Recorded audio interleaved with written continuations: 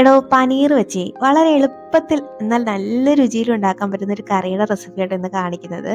നല്ലൊരു മണവും രുചിയൊക്കെയാണ് ഈ കറിക്ക്. എന്നാലേ ഇതെങ്ങനെ ഉണ്ടാക്കുന്നത് കണ്ടു നോക്കിയാലോ. അതിനു മുന്നേ ഈ ചാനൽ ഇതുവരെയും സബ്സ്ക്രൈബ് ചെയ്യാതെ ആരെങ്കിലും കാണുന്നുണ്ടെങ്കിൽ പ്ലീസ് ഒന്ന് സബ്സ്ക്രൈബ് ചെയ്ത് സപ്പോർട്ടൂടെ ചെയ്തേക്കണേ. കൂടെ കാണുന്ന ബെല്ലൈക്കണിലെ ഓൾ തന്നെ മറക്കാതെ ഒന്ന് അമർത്തിയേക്കണേ. എന്നാലേ ഈ കറി എങ്ങനെ ഉണ്ടാക്കുന്നതെന്ന് കണ്ടു നോക്കാം. അതിനെ ഒരു പാൻ ഒന്ന് എടുത്ത് അടുപ്പത്തേക്ക് വെച്ചിട്ട് അതിലേക്ക് ഞാനിവിടെ നെയ്യാട്ടോ ഒഴിക്കുന്നത്. ഒരു 2 ടേബിൾ സ്പൂണോളം ഉണ്ടാവും. അത് നിങ്ങളിപ്പോൾ നെയ്യിൽ ചെയ്യാൻ വേണമെങ്കിൽ എണ്ണയിൽ ചെയ്യാം കേട്ടോ. പക്ഷെ നെയ്യിൽ ചെയ്യുമ്പോൾ നല്ലൊരു ടേസ്റ്റ് ആണേ. ഇനി അതിലേക്ക് കുറച്ച് കാഷ്നട്ട് എടുത്ത് ഞാനൊന്ന് ഫ്രൈ ആക്കി എടുക്കുന്നുണ്ട്. ഈ കറിയിൽ പനീറും ഈ കാഷ്നട്ടും കൂടെ ചേർത്തിട്ടാട്ടോ ഉണ്ടാക്കുന്നത്. അപ്പോൾ നല്ലൊരു രുചിയാണ്. ഈ ഇടയ്ക്ക് ഈ കാഷ്നട്ടൊക്കെ ഒന്ന് കടിക്കുമ്പോൾ ഒരു പ്രത്യേകതയാണേ. അപ്പോൾ നിങ്ങൾക്ക് വേണമെങ്കിൽ ഒഴിവാക്കാം, ചേർത്താൽ നല്ലൊരു ടേസ്റ്റ് ആയിരിക്കും. എന്നിട്ട് ഇതൊന്ന് ഫ്രൈ ആയി വരുമ്പോഴേക്കും ഈ പാനിൽ നമുക്കിത് എടുത്തങ്ങോട്ട് മാറ്റി വയ്ക്കാം. ഇനി വീണ്ടും അതേ പാനിലേക്ക് തന്നെ കുറച്ച് പനീർ കൂടെ ഇട്ട് ഞാനൊന്ന് ഫ്രൈ ആക്കി എടുക്കുന്നുണ്ട്. അപ്പം പനീർ അങ്ങോട്ട് ഇട്ട് കൊടുക്കാം. ഇത് ചെറുതായിട്ടൊന്ന് ഫ്രൈ ആയി വരുമ്പോൾ ഒന്ന് തിരിച്ച് മറിച്ചൊക്കെ ഇട്ട് പറ്റുന്ന രീതിയിലൊക്കെ ഒന്ന് ഫ്രൈ ആക്കി എടുക്കണം കേട്ടോ. ഒരുപാട് ബലമൊന്നും കൊടുത്ത് ഫ്രൈ ആക്കണ്ട. അപ്പോൾ അതാണ്ട് ഇതുപോലെ പൊടിഞ്ഞു പോകും. പക്ഷേങ്കിൽ ഇത് ഞാൻ വാങ്ങിയപ്പോഴേ പൊടിഞ്ഞിരിക്കുക കേട്ടോ. ഇത് അപ്പോഴേ ഇങ്ങനെ ഒരു സൈഡൊന്ന് മൊരിഞ്ഞ് വരുമ്പോഴേക്കേ ഒന്ന് തിരിച്ചൊക്കെ ഇട്ട് പറ്റുന്ന രീതിയിലൊക്കെ ഒന്ന് ഫ്രൈ ആക്കിയാൽ മതി. അപ്പോൾ അതിൻ്റെ കൂടെ തന്നെ നിന്ന് ഫ്രൈ ആക്കണം കേട്ടോ, അല്ലെങ്കിൽ ചിലപ്പോൾ കരിഞ്ഞു പോകാൻ സാധ്യതയുണ്ട്. അതുകൊണ്ട് ഞാൻ ഇടയ്ക്കൊന്ന് മാറിയതാണ്. അപ്പോഴേക്കും ഇച്ചിരി നന്നായിട്ടൊന്ന് ഫ്രൈ ആയിട്ടുണ്ട്. പക്ഷേങ്കിൽ കരിഞ്ഞിട്ടൊന്നും ഇല്ല കേട്ടോ.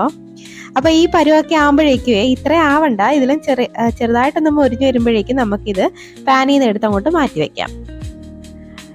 ഇതുപോലെ പാനിൽ നിന്ന് എടുത്ത് മാറ്റി വെച്ചിട്ട് അതിലേക്ക് ഞാൻ കുറച്ച് ഓയിൽ കൂടെ ചേർക്കുന്നുണ്ട്. ഓയിൽ ചേർത്തിട്ട് ഇനി ഇതിലേക്ക് നമ്മുടെ സ്പൈസസ് ഒക്കെ അങ്ങോട്ട് ഇട്ട് കൊടുക്കാം. 2 ഏലക്ക ചേർക്കുന്നുണ്ട്, ഒരു വലിയ കഷ്ണം പട്ടയും 2 ഗ്രാമ്പും ഇട്ട് കൊടുക്കുന്നുണ്ട്. കൂടെ 1 ടീസ്പൂണോളം ഇഞ്ചിയും വെളുത്തുള്ളിയും ചെറുതായിട്ട് അരിഞ്ഞതാട്ടോ ചേർക്കുന്നത്. ചേർത്തിട്ട് ഒന്നങ്ങ് വഴറ്റിയെടുക്കാം. ഈ ഇഞ്ചി വെളുത്തുള്ളിയൊക്കെ ഈ എണ്ണയിൽ കിടന്നിട്ട് ഒന്ന് നന്നായിട്ടൊന്ന് മൂത്ത് വരണം കേട്ടോ. അതുവരെയും ഒന്നങ്ങ് വഴറ്റിയെടുക്കാം. പെട്ടെന്ന് തന്നെ ആവും. ഇപ്പം ദാണ്ടെ ഒന്ന് റെഡി ആയിട്ടുണ്ട്. ഇനി ഇതിലേക്ക് ഒരു 2 സവാള പൊടിയായിട്ട് അരിഞ്ഞതാട്ടോ ചേർക്കുന്നത്. ഇത് ഞാൻ ചോപ്പറിൽ വെച്ചിട്ടൊന്ന് അരിഞ്ഞെടുത്തതാട്ടോ. അതുകൊണ്ട് എത്ര നല്ല അടിപൊളിയായിട്ട് പൊടിയായിട്ട് കിട്ടിയത്. അപ്പോൾ ഇത് നല്ലപോലെ ഒന്ന് ചെറുതായിട്ടൊന്ന് അരിഞ്ഞെടുത്തിട്ട് അങ്ങോട്ട് ചേർത്ത് കൊടുക്കാം. എന്നിട്ട് ഈ സവാള നന്നായിട്ടൊന്ന് വഴണ്ട് വരണം. അത്യാവശ്യം ഒന്ന് ബ്രൗൺ കളറോടൊക്കെ എത്തണം കേട്ടോ. അതുവരെ ഒന്ന് വഴറ്റിയെടുക്കണം. ഈ കറിക്ക് ഏറ്റവും കൂടുതൽ പാടായിട്ട് തോന്നിയത് എനിക്കിതാട്ടോ. ഈ സവാള ഒന്ന് അധികം സമയം വഴറ്റിയെടുക്കേണ്ടി വരും. അത് മാത്രമേ ഉള്ളൂ ഇതിനൊരു കഷ്ടപ്പെട്ട പണിയായിട്ടുള്ളത്. അപ്പോൾ ഇതൊന്ന് വഴറ്റിയെടുക്കാം. വേണമെങ്കിൽ ഈ സമയത്ത് കുറച്ച് ഉപ്പും കൂടെ ചേർത്തൊന്ന് വഴറ്റിയെടുക്കാം കേട്ടോ. അപ്പോൾ പെട്ടെന്ന് തന്നെ അങ്ങ് റെഡിയായി കിട്ടും. ഞാൻ എന്താണ്ട് കുറച്ച് ഉപ്പും കൂടെ ചേർത്തിട്ട് ഇത് വഴറ്റുന്നുണ്ടേ. നിങ്ങൾക്കിത് വേണമെങ്കിൽ കുറച്ച് നേരം അടച്ച് വെച്ചാലും വേവിക്കാൻ പെട്ടെന്ന് തന്നെ റെഡിയാവും. അത് ഇതുപോലെ നന്നായിട്ടൊന്ന് വഴറ്റി ഇപ്പോൾ അത്യാവശ്യം ഒരു ബ്രൗൺ കളറിലോട്ടൊക്കെ എത്തുന്നുണ്ട്. ഇതുവരെയൊക്കെ മതിയാവും. ഇനി ഇതിലേക്ക് ഒരു 2-3 തക്കാളി എടുത്ത് ഞാൻ ഒന്ന് പേസ്റ്റ് ആക്കിയതാണ്, മിക്സിയിലിട്ടൊന്ന് അടിച്ചെടുത്തതാട്ടോ. അപ്പോൾ അതും കൂടെ അങ്ങോട്ട് ചേർത്ത് കൊടുക്കാം. ചെറുതായതുകൊണ്ട് ഞാൻ 3 തക്കാളി എടുത്തിട്ടുണ്ട്. വലിയ തക്കാളിയൊക്കെ ആണെങ്കിൽ ഒരു 2 എണ്ണമൊക്കെ മതിയാവും കേട്ടോ. അത് അങ്ങോട്ട് ചേർത്ത് കൊടുക്കാം. ഇനി ഈ തക്കാളിയിൽ ആ വെള്ളമൊക്കെ ഒന്ന് വറ്റി തക്കാളി നന്നായിട്ടൊന്ന് വേവുന്ന വരെയും ഒന്ന് വഴറ്റി കൊടുക്കണം. തക്കാളിയുടെ ഒക്കെ പച്ചമണമൊക്കെ ഒന്ന് മാറുന്ന വരെയും ഒന്നങ്ങ് വഴറ്റിയെടുക്കാം.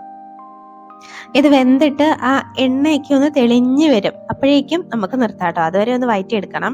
ഇത് അവിടെ കിടന്ന് ഒന്ന് വഴണ്ട് വരട്ടെ. അപ്പോഴേക്കും നമുക്കൊരു ചെറിയ മിക്സ് ഒന്ന് റെഡിയാക്കണം. ഒരു മിക്സിയുടെ ജാറിലേക്ക് കുറച്ച് തൈര് എടുത്തിട്ടുണ്ട്, ഒരു 1/4 കപ്പോളം ഉണ്ട്. കുറച്ച് കാഷ്നട്ടും കൂടെ ചേർത്തിട്ട് അത് ഇതുപോലെ അങ്ങ് അരച്ചെടുക്കാം. അരച്ചെടുത്ത് മാറ്റി വയ്ക്കാം. അവിടെ നമ്മുടെ തക്കാളിയൊക്കെ ഒന്ന് റെഡിയായി വന്നിട്ടുണ്ട്. ഇനി ഇതിലേക്ക് നമ്മൾ കുറച്ച് മസാലപ്പൊടികളൊക്കെ ഒന്ന് ചേർത്ത് കൊടുക്കണം. അതിന് വേണ്ടിയിട്ട് ഒരു 1/4 ടീസ്പൂണൊക്കെ മഞ്ഞൾപ്പൊടി ചേർക്കുന്നുണ്ട്.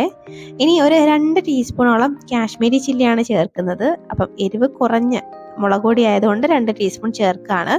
എരിവുള്ള മുളക് പൊടിയാണെങ്കിൽ 1 ടീസ്പൂണൊക്കെ മതിയാവും. ഇനി ഒരു 2 ടീസ്പൂൺ മല്ലിപ്പൊടിയും കൂടെ ചേർക്കുന്നുണ്ട്. ഇനി 1 ടീസ്പൂണൊക്കെ ഗരം മസാല ഇട്ട് കൊടുക്കാം. ഇനി 1 ടീസ്പൂൺ ചെറിയ ജീരകത്തിൻ്റെ പൊടിയാട്ടോ, അതും കൂടെ ചേർത്ത് കൊടുത്തിട്ട് ഒരു 2 ടീസ്പൂൺ പഞ്ചസാര ആട്ടോ ചേർക്കുന്നത്. ഈ പഞ്ചസാര ചേർക്കുമ്പോൾ ഈ കറിക്ക് ഒരു പ്രത്യേക ടേസ്റ്റാണ്. ഒരു ചെറിയൊരു മധുരം ഉണ്ടാവും. അതാണ് ഈ കറിക്ക് ഒരു പ്രത്യേക ടേസ്റ്റ് കൊടുക്കുന്നത്. അപ്പോൾ അതും കൂടെ ചേർത്തിട്ട് പൊടികളുടെ പച്ചമണമൊക്കെ ഒന്ന് മാറുന്നവരെ ഒന്നങ്ങ് വഴറ്റിയെടുക്കാം. അപ്പോൾ ഒന്ന് ശ്രദ്ധിക്കണം, ഈ പൊടികളൊക്കെ ചേർക്കുന്ന സമയത്ത് ഈ ഫ്ലെയിമൊക്കെ ഒന്ന് കുറച്ച് വെച്ചേക്കണേ. ഇപ്പോൾ അതാണ്ടോ ഈ പൊടികളുടെ പച്ചമണമൊക്കെ ഒന്ന് മാറി വന്നിട്ടുണ്ട്. ആ എണ്ണയൊക്കെ ഒന്ന് തെളിഞ്ഞു വന്നിട്ടുണ്ട്. ഇതുവരെയൊക്കെ ഒന്ന് മതിയാവും. ഈ പരുവൊക്കെ ആകുമ്പോഴേ നമ്മളിവിടെ അരച്ച് മാറ്റി വെച്ചിട്ടില്ലേ, അതും കൂടെ അങ്ങോട്ട് ചേർത്ത് കൊടുക്കാം. ചേർത്തിട്ട് ഇത് നന്നായിട്ടൊന്നങ്ങ് മിക്സ് ആക്കി എടുക്കാം കേട്ടോ. ഈ തൈരും കാഷ്നട്ടും കൂടെ ഇങ്ങനെ അരച്ച് ചേർക്കുമ്പോൾ ഈ കറിക്ക് ഒരു പ്രത്യേക രുചിയാണ് കേട്ടോ. ഈ തൈര് ചേർക്കുമ്പോൾ ഒന്ന് ശ്രദ്ധിക്കണം, പുളിയില്ലാത്ത തൈരാണെങ്കിൽ നല്ലതായിരിക്കും കേട്ടോ. ഇത് നന്നായിട്ടൊന്ന് മിക്സാക്കി എടുക്കാം. ഇനി നമുക്ക് ഇതിലേക്ക് കുറച്ച് വെള്ളം കൂടെ ഒന്ന് ചേർത്ത് കൊടുക്കാം. അപ്പോഴും ഞാനിവിടെ നമ്മുടെ തൈരൊക്കെ അരച്ചില്ലേ ആ മിക്സിയുടെ ജാറിൽ തന്നെ കുറച്ച് വെള്ളം എടുത്തിട്ട് ഒഴിക്കുകയാണേ. അപ്പം ഞാനിവിടെ ഒരു 1.25 കപ്പ് വെള്ളം ചേർക്കുന്നുണ്ട്. ചേർത്തിട്ട് ഇത് നന്നായിട്ടൊന്ന് അങ്ങ് മിക്സാക്കി എടുക്കുന്നുണ്ട്. നന്നായിട്ടൊന്ന് മിക്സാക്കി കൊടുക്കാം. ഇങ്ങനെ ഒന്ന് മിക്സ് ആക്കിയിട്ടെ ഇനി ഇതിലേക്ക് നമുക്ക് ആവശ്യത്തിനുള്ള ഉപ്പും കൂടെ ഈ സമയം കൊണ്ട് ചേർത്ത് കൊടുക്കാം. അപ്പോൾ ഉപ്പൊക്കെ നിങ്ങൾ നോക്കിയിട്ട് ചേർക്കണം. ഇനി ഇതിലേക്ക് നമ്മൾ ആ ഫ്രൈ ആക്കി വെച്ചേക്ക് നമ്മുടെ പനീർ ഇട്ട് കൊടുക്കാം. പിന്നെ കുറച്ച് കാഷ്നട്ട് ഫ്രൈ ആക്കിയില്ലായിരുന്നോ അതും കൂടെ ചേർത്ത് കൊടുക്കാം. ചേർത്തിട്ട് ഇത് നന്നായിട്ടൊന്ന് അങ്ങ് മിക്സ് ആക്കി കൊടുക്കാം. ഇനി ഒന്നുമില്ലടോ, ഇനി ഇതൊന്ന് അടച്ച് വെച്ച് ഇതൊന്ന് വേവിച്ചെടുക്കണം. ഈ ഗ്രേവിയൊക്കെ ഒന്ന് കുറുകിയ എണ്ണയൊക്കെ ഒന്ന് തെളിഞ്ഞ് വരണം, അത്രയേ ഉള്ളൂ കേട്ടോ.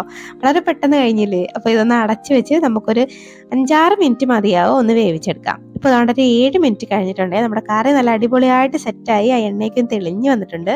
ഇനി ഫൈനലി കുറച്ച് കസൂരി മേത്തിയും ഇട്ടിട്ട് നമുക്ക് ഫ്ലെയിം അങ്ങ് ഓഫ് ആക്കാം കേട്ടോ. ഇനി നമുക്കിതാടെ ചപ്പാത്തിയുടെ കൂടെ ഒക്കെ അങ്ങോട്ട് ഒഴിച്ച് കഴിക്കണം, നല്ല അടിപൊളിയാണ്. അപ്പോൾ ഒരു വട്ടമെങ്കിലും ഒന്ന് ട്രൈ ആക്കി നോക്കേണ്ട ഐറ്റമാണേ. അപ്പോഴേ ഇനി ഒരു റെസിപ്പിയുമായി വീണ്ടും കാണാടോ. അതുവരേക്കും ബൈ.